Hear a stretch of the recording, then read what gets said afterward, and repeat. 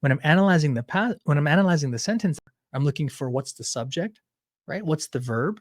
Right? And then from there, right, do I have a complete thought? Right. So I know that embryos inside African turquoise killfish eggs is my subject. Well, then what's my verb? Right. So this is where you have the underlying blank, right?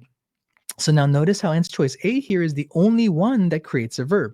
So because this is where it's important to know that these two verbs by them when they're by themselves, like when you say, embryos to enter a dormant state, it's not a complete sentence. So these two words by themselves, not a verb. It may look like a verb, but it doesn't act like a verb. It doesn't act like a verb because it has that to in front of it. Now, these words only become verbs when they get help from other words, right? We call these helping verbs. So if I said, I had to enter, now that's a verb, but it's because of the verb had that makes that a verb. It's not because of the words to enter. Okay, so because you don't have a verb here, you don't have a complete sentence, right? You don't have an IC or an independent clause. So you can cross out answer choice B.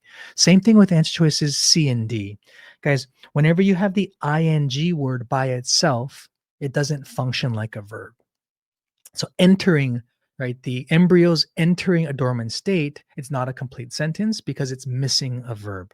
These words only become verbs when they again get help from other verbs. So if I said, they had to, or they had been entering, right? They were entering. Now we have a complete sentence because we have a verb. Verbs like was or were, right? They were entering or had been, right? That's what now makes it a verb.